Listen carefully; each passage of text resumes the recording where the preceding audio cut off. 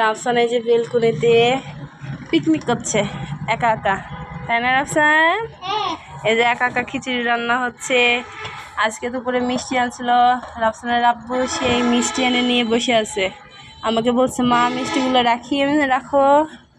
আর রাফসান তোমার জন্য আরেকটা জিনিস আছে, এই যে দেখো এটা কি সেভেন আপ না স্প্রাইট।